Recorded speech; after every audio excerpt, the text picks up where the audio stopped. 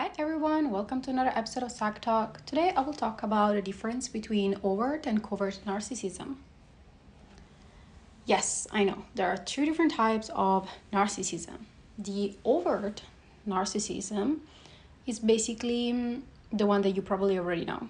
So it's the grandiose narcissism. These individuals they seem very confident, attention-seeking, they're self-assured. They tend to dominate conversations. They seek admiration and show little vulnerability. They always brag about their achievements. They dismiss others' feelings or opinions. And they always seek validation through material possessions or public success. And jobs that they might hold, they could be, positions of power and influence, such as CEOs, politicians, lawyers, or entertainers. And they might have roles that provide public recognitions, such as influencers, athletes, or performers. I already did an episode about narcissism, and I was talking about the overt narcissism. And what about the covert narcissist? How does that look like? It's very interesting because it presents in a very different way. These people usually, they don't get much attention and they seem kind of like shy or introverted, but they kind of live this parasitic type of life.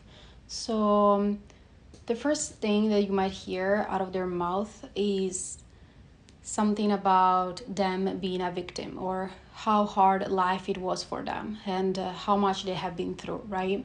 And how hard it is still for them to go through life because they have all these problems and people treat them this way. So they kind of have this victim mentality. They don't truly believe that they're victims, but they want to show to people that they are victims and they're victims of society, right?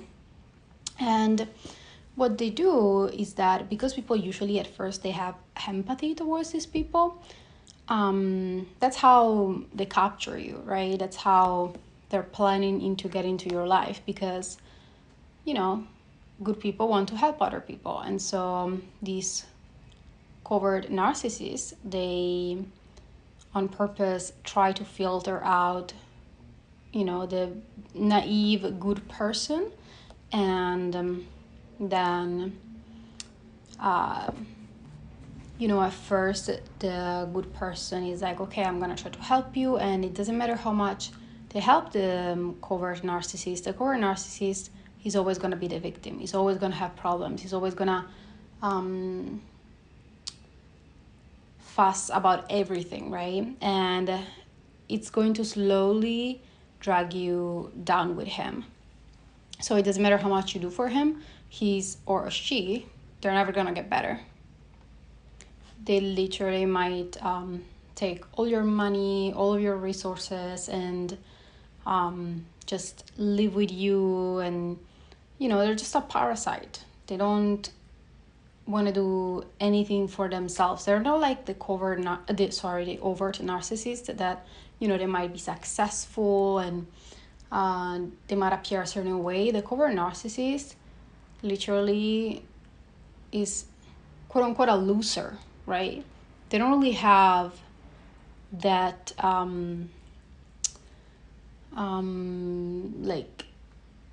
they don't have many skills, or they didn't develop, or they don't have the curiosity to develop skills like maybe a overt narcissist does, even though the overt narcissist does it for the wrong reasons because they want attention, right? And sometimes they don't even have skills, or they're not really skillful, but they want to show that they have these skills. So they're kind of a lie, they're kind of a facade. But the covert narcissist can be very dangerous because it's hard to recognize, because at first you believe people when they tell you how hard a life it has been for them. And they're very grumpy and grouchy. They appear shy, anxious, and reserved. They exhibit low self-esteem, hypersensitivity to criticism, and they have a tendency to internalize their grandiosity. They have like a passive aggressive communication. They play the victim, or they kind of like fish for compliments, and they might appear humble outwardly while harboring resentment or envy. So it's very interesting the jobs that these covert narcissists might hold.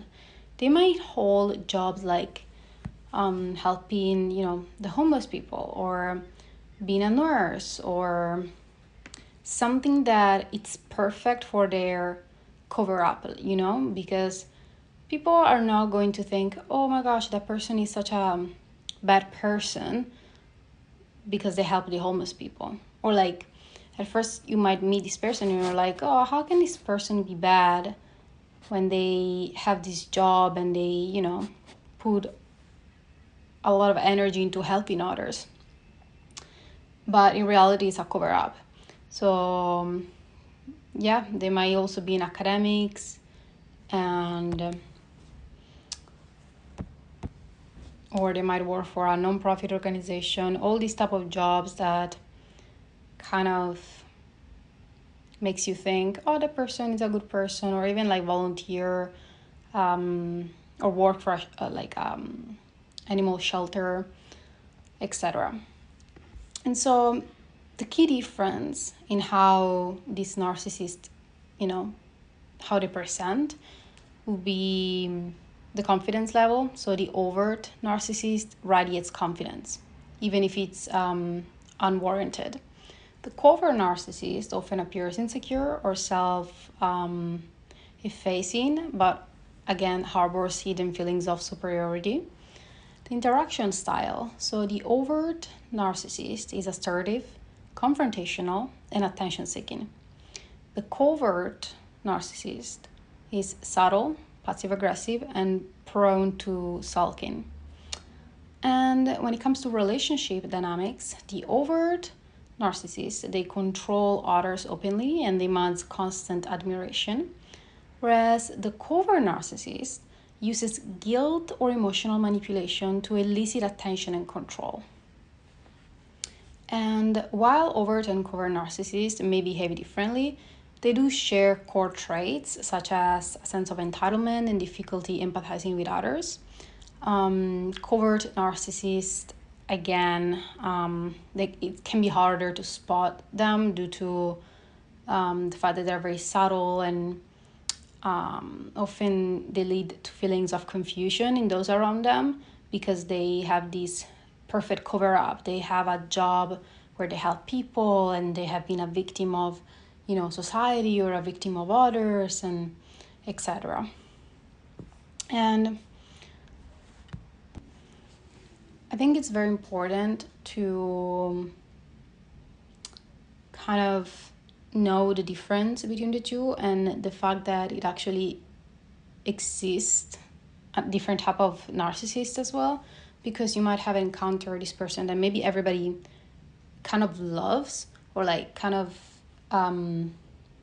see that individual like a good person, but you have this gut feeling that there's something off, or maybe that person hurt you in the past, and everybody seems like to be thinking, oh no, that person is a good person, he or she works for this and that and blah blah blah.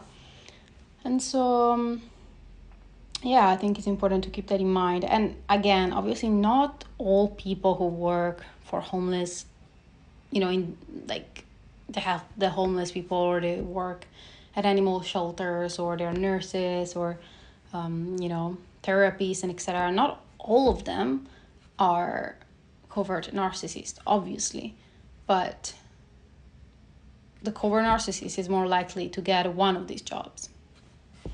Well, that is it for this episode. I hope you enjoyed it, and don't forget to follow us on Instagram. We're called Psych Talk Pod, and thank you.